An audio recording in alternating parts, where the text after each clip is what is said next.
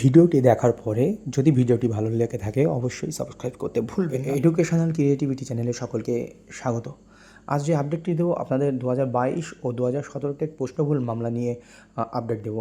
শেষ পর্যন্ত ভিডিওটি না কেটে আপনারা দেখলে বুঝতে পারবেন যে প্রশ্নভুল মামলার অবস্থান কী, কালকে এই প্রশ্নভুল মামলার শুনানি কী হচ্ছে বা রিপোর্ট জমা কী পড়ছে সেই সম্পর্কিত বিস্তারিত তথ্য আপনাদের সঙ্গে আমি কিন্তু তুলে ধরবো। তো আমরাও আজ সন্ধে পর্যন্তও দেখেছি, সন্ধে 7টা 7:30 পর্যন্তও দেখেছি যে প্রশ্নভুল মামলার যে সমস্ত অর্ডার হয়েছিল বা যে সমস্ত মামলা কোর্টে লিস্টেড হয়েছিল সবগুলোই কিন্তু আউট অফ লিস্ট ছিল, বা এখানে কমিটি কনস্টিটিউশন নিয়ে একটা জটিলতা তৈরি হয়েছিল। 2 বা 3টি প্রশ্ন নিয়ে কমিটির জটিলতা বাধায় সিঙ্গেল বেঞ্চে জানানো হয়, কিন্তু সিঙ্গেল বেঞ্চ সেটা ডিভিশন বেঞ্চ যেহেতু কমিটি কনস্টিটিউশন করে দিয়েছিল সেই জন্য সেই ডিভিশন বেঞ্চে পাঠিয়ে দেওয়া হয়, কিন্তু ডিভিশন বেঞ্চ এটা নিয়ে কোনো ইন্টারফেয়ার করতে চাননি। তো এখানেই হচ্ছে সমস্যা, কিন্তু সিঙ্গেল বেঞ্চে আবার ফিরে আসা হয় সেই মামলার অল্প সিঙ্গেল বেঞ্চে জানানো হয় প্রশ্নভুল মামলা নিয়ে, কিন্তু বিচারপতি বলেন যেহেতু এটি ডিভিশন বেঞ্চের ম্যাটারই, তো সেই মুহূর্তে পশ্চাদের স্ট্যান্ড কি জানতে চেয়েছেন, কিন্তু পশ্চাৎ বলেছিলেন যে আমরা অ্যাপ্লিকেশন করবো ডিভিশন বেঞ্চে, কিন্তু ডিভিশন বেঞ্চে কি অ্যাপ্লিকেশন হয়েছে না পশ্চাৎ এই প্রশ্নভুল মামলাকে ডিলে করতে চাইছে। তো এটাই হচ্ছে বড় ব্যাপার, কারণ আমরা এখনও পর্যন্ত সেটা প্রায় 10-15 দিন গড়িয়ে গেল, পশ্চাতে কোনো অ্যাপ্লিকেশান করারও কোনো খবরও নেই, কিছুই নেই। তাহলে রিপোর্ট কবে জমা পড়বে বা কবে এই প্রশ্নগুলোর রিপোর্ট আসবে, আর নিয়োগ প্রক্রিয়া কবে শুরু হবে বা নিয়োগ প্রক্রিয়া শুরু হলে এই পিটিশনদের অবস্থান কী হবে সেই সম্পর্কিত কিন্তু একটা ভীষণ ধোঁয়াশা থেকে যাচ্ছে। কারণ আমরা জানি সারা রাজ্য জুড়ে ওবিসি ম্যাটার নিয়ে সমস্যা হচ্ছে, প্রশ্নভুল মামলা নিয়ে সমস্যা হচ্ছে। তো হঠাৎ করে আমরা দেখলাম যে কাল প্রশ্নভুল মামলা আবার লিস্টেড হচ্ছে।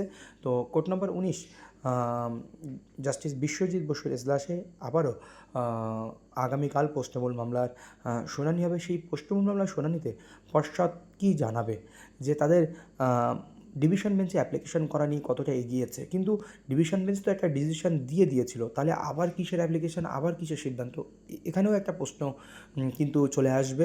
তো সেই জন্য পশ্চাৎ কাল সিঙ্গেল বেঞ্চে এই প্রশ্নভুল মামলার কী স্ট্যান্ড আছে, বা পিটিশনারদের পক্ষেও একটি গুরুত্বপূর্ণ স্ট্যান্ড কিন্তু কাল তুলে ধরা হবে। পিটিশনারদের স্ট্যান্ড কী আছে সেটাও কিন্তু জানা যাবে। তো আমরা যদি কিছু অর্ডার কপি, দুই একটি অর্ডার কপি বিশ্লেষণ করি, তাহলে কিন্তু আমরা বুঝতে পারবো। সেই অর্ডার কপিও আমি কিন্তু এই ভিডিওতে বিশ্লেষণ করব, আপনারা শেষ পর্যন্ত দেখবেন। চারিদিকে প্রশ্নভুল মামলা নিয়ে জিজ্ঞেস করছে কটা প্রশ্নের মানে নাম্বার বাড়বে বা কী হবে বা নাম্বার বাড়বে কি না, কিন্তু এই নিয়ে এক্ষুনি বলা সম্ভব নয়। কিন্তু আমরা জেনেছি যে আরটিআই বিভিন্ন সংস্থা থেকে, রেপুটেড কিছু সংস্থা থেকে আরটিআই এসেছিলো, সেখানে যে কিছু কোশ্চেনের যে ভুল আছে বা দুটি উত্তর হতে পারে এমন কিছু কিন্তু তথ্য উঠে এসেছিলো, কিন্তু কোর্টে বিচারাধীন, এক্সপার্টের বিষয়, এক্সপার্ট কী বলবে সেটাই বড় ব্যাপার।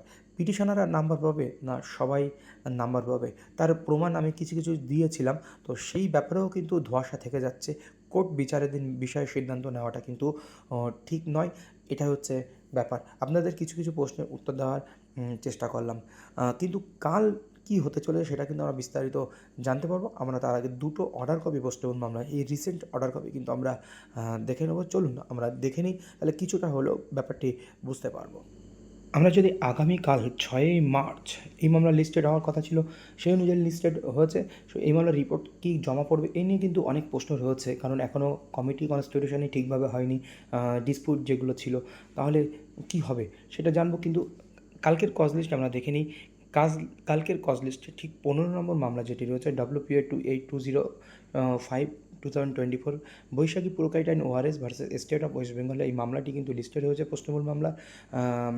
অ্যাডভোকেট গোপা বিশ্বাস, এই মামলা কিন্তু কাল শুনানি হতে চলেছে। এই শুনানিতে আমরা প্রশ্নভুল মামলার পরবর্তী প্রোগ্রেস বা বর্তমান অবস্থান সম্পর্কে কিন্তু স্পষ্ট হব। চলুন আমরা অর্ডার কপিটি দেখে নিই। Mr. Subishandan Land, Senior Advocate for the West Bengal Board of Primary Education, submits that the expert committee constituted to scrutinize the alleged wrong assessment of answer keys in related to TET 2017-2022 require further direction of this court for inclusion of more expert. More experটের প্রয়োজন হচ্ছে মানে committee গঠনের জন্য, আরও অতিরিক্ত এক্সপার্টের প্রয়োজন হয়েছে। এটা একটি 2017 ও 2022 প্রশ্নমূল মামলার বিচার বিশ্লেষণ করার জন্য বা প্রশ্নমূল মামলা প্রশ্ন ভুল বার করার জন্য, as they are unable to examine the correctness of some of the answer in English and mathematics. English and ম্যাথামেটিক্সে কিছু অ্যান্সার তার কারেক্টনেস কী আছে সেটা খুঁজে বার করতে সমস্যা হচ্ছে এক্সপার্টের। কিন্তু আমার এখানে প্রশ্ন হলো যে এক্সপার্টরা খুঁজে পাচ্ছে না, মানে এক্সপার্টের প্রয়োজন হচ্ছে, তাহলে ছেলেমেয়েরা কী করবে? এটা কিন্তু একটা বড় বিষয়। Status report regarding the progress of job assign to the committees is field, let it be kept with the record. তো এটাই হচ্ছে পর্ষদের পক্ষ থেকে এটা সাবমিশন ছিল, কিন্তু কমিটি গঠনে কী বলেছিলেন সিঙ্গেল বেঞ্চ সেটাই। The committee since have been constituted as per direction of the honourable division বেঞ্চের ডাইরেকশনে কিন্তু কমিটি গঠন করা হয়েছিল। The board for the approach side direction is required to approach the side bench, সেহেতু সেই বেঞ্চে যাওয়ার কথার জন্য সিঙ্গেল বেঞ্চ বলেছিলেন। Let the matter go out of list for the time being liberty to mention, out of লিস্টে যাওয়া হয়েছে। কিন্তু পরবর্তীকালে যে মামলাগুলো এসেছে প্রশ্নমূল মামলার ক্ষেত্রে, সেই মামলাগুলোতে কী কী অর্ডার হয়েছে, তারপরে আমরা সন্দেহ ছিল যে 6 তারিখ মামলা লিস্টেড হবে কি না, তারপরেও লিস্টেড হলো। দেখে নিন ওই অর্ডারটিও, তাহলে ব্যাপারটি পরিষ্কার হবে।